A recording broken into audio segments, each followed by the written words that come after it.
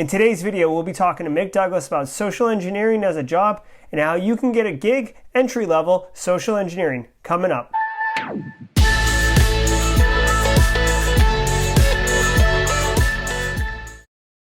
Hey everybody, social engineering is the use of deception to manipulate individuals into divulging confidential or sensitive information that can be used for fraudulent purposes.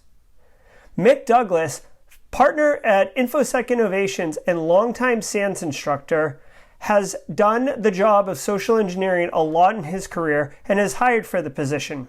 We had an amazing interview and he dropped so much knowledge and added so much value. It's mind-blowing. This is an awesome episode. Now, real quick before we get into the interview, I want to introduce myself. I'm Jerry Ozier, and this is Simply Cyber. If you're new here, this is a YouTube channel designed for helping people get into the cybersecurity field, or for those who are already in it, take their security job further, faster. Now, let's get into the interview. Okay, so we're with Mick Douglas. Mick, thanks for taking time today to talk about social engineering. But for those of you viewers who don't know Mick, could you kind of give us a little background on you?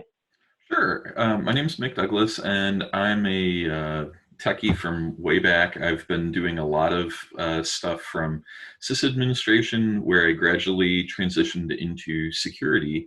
And one of the things that I did was I had a fairly interesting on-ramp into the security world. And as part of that, I wound up doing a lot of social engineering engagements that eventually led to me becoming more of a pen tester. And I still do social engineering a bit as I run my own company now, and we do social engineering. Most of that is in the form of phishing assessments and phone phishing assessments, where we actually try and, see if you'll fall for us being the, county password auditor and have you tell us what your password is over the phone. So when you're talking to potential clients about the social engineer component of a job, like what does that look like? What does a social engineer's kind of skill set look like? Oh, now that is an interesting question. There's a couple things that I look for in a social engineer. One, I want folks that actually have a strong moral compass and a good ethical background. Because if you can't be trusted to lie a little bit, when you lie, I don't know how far you're going to go. And so that gives me a little bit of pause if somebody is not trustworthy. Now, something to be said is you can have a bit of a checkered past and still be trustworthy. It's just that you can't be shady on an ongoing basis. I also want people to have a certain amount of technical acumen. Every now and then I have people who want to work at my company and they say like, hey, I would be a great social engineer. And I'm like, awesome, cool. Like, what can you do? And they can name some ruses and come up with some scenarios that are actually pretty legitimate and interesting. But then I say, cool, well, could you set up a mail server and, I'll give you some software to, run the phishing campaign. And they're like, no, that's not what I do. I'm like, well, what do you do? And they're like, well, that's it. I just come up with the ruses. And that really, like, honestly, that's not enough. That's probably less than a third or a fourth of the actual equation. You need to have certain base technical skills that you can actually do the ruse. It's not just enough to come up with some sort of, shenanigans and then like somehow leave the work to somebody else.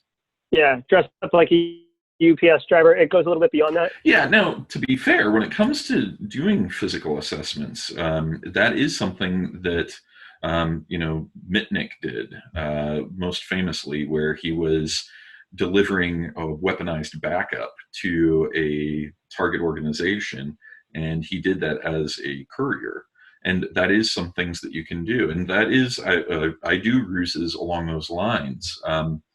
Like one that I love, and I'm sure I'm going to burn this, right? So everybody who's seeing this, like, hi, you now know what I look like. And here's one of my favorite physical ruses is I will go in and do various inspections, like mold inspections. And I even have different tools and like sample swabs and stuff, and those are perfect excuses to go over anywhere in an organization and like, oh, I'm sorry, I got to get behind this desk and below because we're checking for mold, and they're like, oh yeah, that's great, but really I'm putting in keyloggers or doing Yeah. other like rubber ducky attacks. That's awesome. So it sounds like a little bit, technical background is good skill to have, and a little bit of kind of, independent, non-traditional thinking, maybe to kind of come up with some, I guess, non-traditional conformist thinking. Sure. So are there, in your experience, and I know this isn't exactly what we talked about before, but in your experience, what kind of successful social engineers that you have hired or worked with, what were kind of the skills that they brought that really had that extra impact or extra value? So I think that I already mentioned some of the tech things. One of the most important skill sets to have is the soft skills. Being able to know what somebody wants, knowing how to appeal to fear, maybe cause like a little bit of a fear response, and then, well, hey, I've got this, thing that we can do that'll set everything right, is a very powerful dynamic to play on. So having the ability to know how people think and be able to attempt to leverage those needs and wants within the scope and the bounds that the client will give you are very important skills to have. Interesting. So if someone were to kind of pursue the social engineering, kind of an entry-level job in social engineering, what kind of career path opportunities are there? I mean, are they just, narrowly niche focus in that, or what kind of opportunities? So there's actually an interesting differentiation that's happened in the market recently. It used to be that when you were a social engineer, you kind of did everything. And we still do have a lot of organizations where there are generalists who are doing pretty much all kinds of social engineering. But I am seeing that there's larger consultancies and even large organizations that are bringing in their own social engineering team, and they will tend to focus on common attacks. So they will do things like social media posts, phishing, different types of like SPIT, the spam over telephony, that sort of stuff. That's what I am seeing, that there tends to be a little more skew to specialists. And if you're just getting started, I think that it would probably benefit you to pick one, to kind of hone your craft on. I think that probably phishing, because it is the ultra majority of attacks when it comes to social engineering, is a really good one to get started on. It's seen as not fun. And so if you're willing to put in a little extra hustle, you can do really well. And a lot of people are honestly kind of overstating the level of difficulty it takes to bypass spam prevention. In my experience, and man, I don't know what it is. I'm giving away all my good tradecraft. One of my favorite things to do is if I'm targeting an organization that is, say, a Google, or if I'm targeting somebody that's using Office 365, what I will do is set up a domain, set up a group, and use that mail from the same cloud mail provider. And I don't know what it is, but a universal truth appears that the guard is lowered somewhat. So if you're sending from an Office 365, I tend to have a little bit better luck in attacking other Office 365 organizations. So, find a way to get started in that. Build up a lab and just start actually testing your tools, see how it technically works. Yeah, it's interesting. As there's like a big battle in the cloud for, Google, Amazon, and Microsoft, not that they're marketing or there's any validity to this, but it seems like they almost will like give a nod to the threat actor if they use their service also, based on what you just said of using Office 365 to attack Office 365 kind of instances. So, Yeah. Well, it's all about finding a way to make the path of least resistance when it comes to doing an attack, and oftentimes those mail providers will assume that they're doing a good job of scrubbing inbound mail. When it comes from their own platform, it kind of has a little more air of authority. So this is one of the cooler jobs, I suppose, in the field. But in your opinion, what is like the pros of the job? What's the best part of being a social engineer?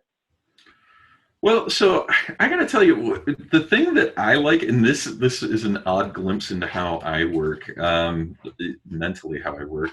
I actually like it when I get caught. If I'm doing a decent job of doing a ruse, and they catch me, that's just the most cool thing ever. What probably the most rewarding one that I was doing was I did a physical on-site, and it was again the mold inspector ruse. Went up to the front desk and gave them the work order and said, "Hey, we're here to do the mold inspection and all this stuff." And the guy goes, "Hold on," looks through the list and goes, "No, you're not. Go." And I was like, "Well, no, this is what dispatch told us, and here we are. Let's go in, and we even have the forms that we need to fill out." And he's like, "Yeah, you got all that stuff, but go. You're not supposed to be here." And I just was like, hot damn, that was cool. So I enjoy those. There is something to be said that's kind of fun about tricking folks. I like that. I would be lying if I said that I didn't. But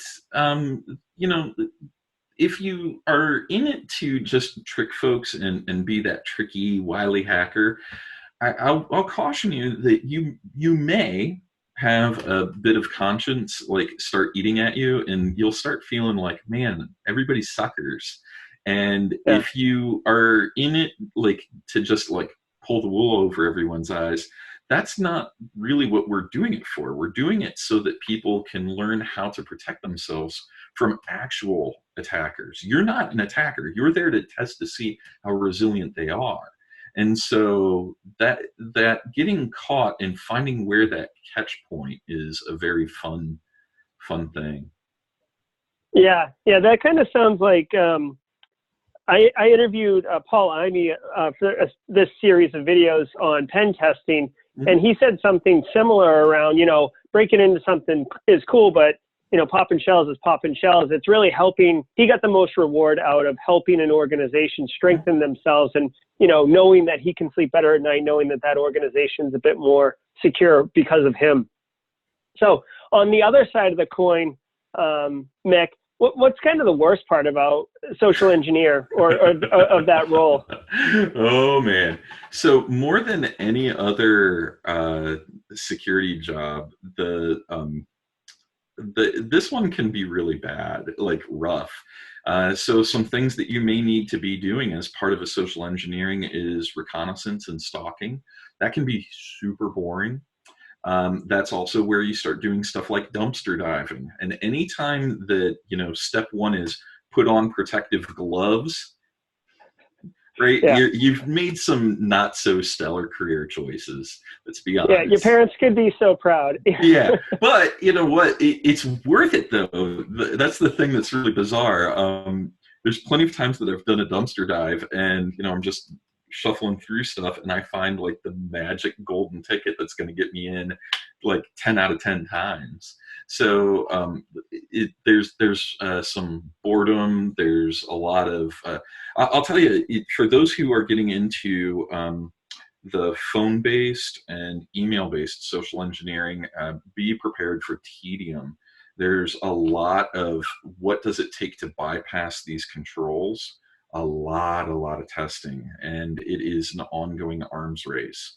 So, if you're not prepared to bash your head against a brick wall for a while, it might not be a job for you. That said, it is really, if you're the kind of person that likes putting together puzzles and playing with things and finding the limits of where things are, you usually will do well from the technical side. Um, Other things that you need to be aware of, and this is something that you have to be very careful on how you craft your ruses, is because you're interacting with people, you will sometimes find yourself in situations where like things go sideways really fast.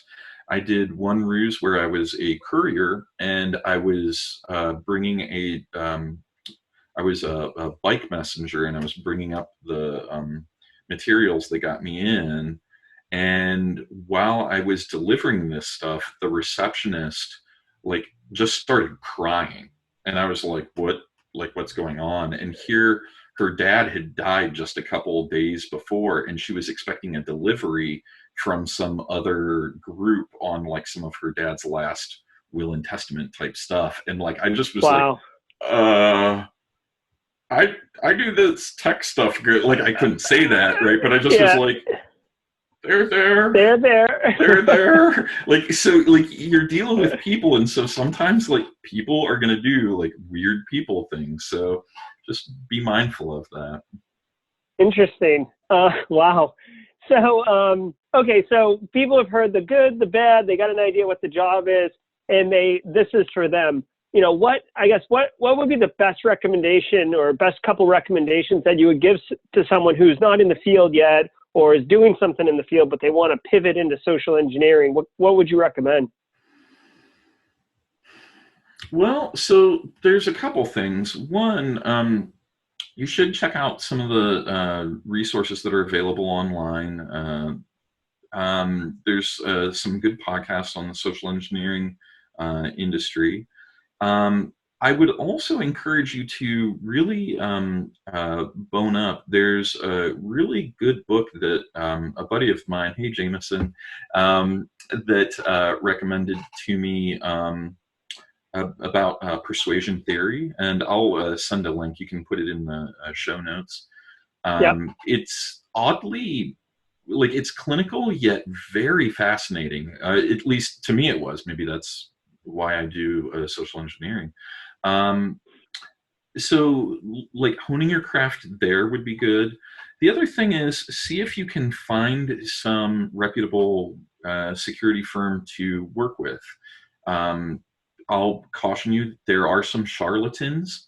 So if as you're, going around and saying like, hey, I want to get started in doing this sort of work, if at any point you feel like your moral compass is kind of giving you that little like spidey sense tingling kind of thing, Hmm. follow that. You almost never will regret following your own conscience when it comes to this sort of work. Um, Also, don't be afraid to ask a lot of questions. I know there's been people who have done physical work against locations that had security, like armed security, and they had guns drawn on them. And Oh, wow. so, like, you need to start asking a broader set of questions of just like, yeah, okay, I'll get caught. Yeah, you will. And what does that look like? What does that mean? Like, I'm here to tell you, I was involved in one physical where they actually racked a shotgun. And I got to tell you, I shoot guns. I've got shotguns myself, but nothing sounds totally different of that chuck, chuck when you're on the wrong Yeah. side of the shotgun. So, Yeah. so always ask lots and lots of questions. So what about, because you shouldn't, with social engineering, practicing the craft, is challenging, right? Because you can download Kali Linux and get Metasploitable and play in your lab, but you can't lab a person. So what? Okay, Well, go ahead. you can though. See, and that's one of the things that's kind of interesting is there's ways of social engineering people that are not quite the same. So what I mean by that is go to like hacker conferences at the Social Engineering Village. They have those, you can call different people who have been or different companies have been warned, and they've selected that they want to participate in this. And for instance, like a couple of years ago, their Home Depot said that they would like to be the ones that get the brunt of the attacks. And it was fascinating seeing how people would call the different stores and give the different ruses that they were going to do. And some were not great, but others were fantastic. Like some were just like ones that I would absolutely fall for. But if you want to get good at social engineering, like practicing it, there are certain things that you can do. Go to organizations like Toastmasters if you're going to be doing a lot of interperson work. And there you will learn how to hone the craft of just talking to people and how to relate. And there's certain things that you can do that will alter how your perception is, or how people perceive you. You can do certain things like just lowering the cadence and the pitch of your voice, and that adds a certain level of gravity and seriousness. And likewise, you can lean in and talk a little faster, and that builds a sense of urgency, and you can do these sorts of things. And those are the sorts of little tidbits that you can learn from coaching. So yeah, it's not as easy to practice as it would be to like spin up Kali and do some analysis, but it's not something that is completely impossible either.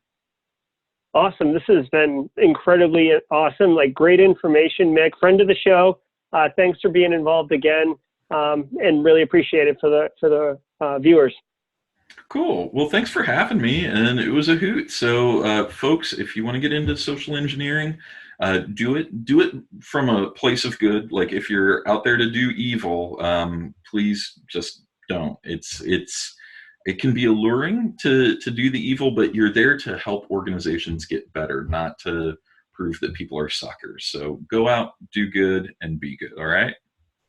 Awesome. Again, really appreciate Mick Douglas taking the time to meet with us on the show. Now, real quick, if you enjoyed Mick as an interview, he actually has met with us on the show before when we talked about purple teams, and I'll link to it right there if you want to check out a different interview. But I wanted to share one thought that I had that I found really interesting about that interview. Now, I've always thought of social engineering, though I've never done it professionally. I always thought it was a kind of a no-tech cybersecurity relevant or information security relevant attack sequence where you might use a phone, or you might have a ruse or a con that you're doing, but you're not really using technology. And the fact that Mick said, expectations of an entry-level person in the field is to have some technical chops to be able to kind of set up a mail server or set up kind of that infrastructure to support the con. So I found that really interesting, and thanks for pointing that out, Mick. What was the most interesting thing that you heard Mick say? Comment below. I'd be interested, and we can have a discussion back and forth on it. That does it for this week's episode. Now, if you made it this far, thank you. I've got a surprise for you. Enjoy the B-roll and bloopers film that I'm going to start adding to all my videos. It's just a little fun teaser, as I constantly make mistakes when I'm making these videos.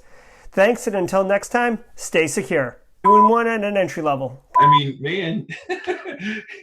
Whoa, you want to run the latest Android? Oh, wow. You'll have to dingle with it.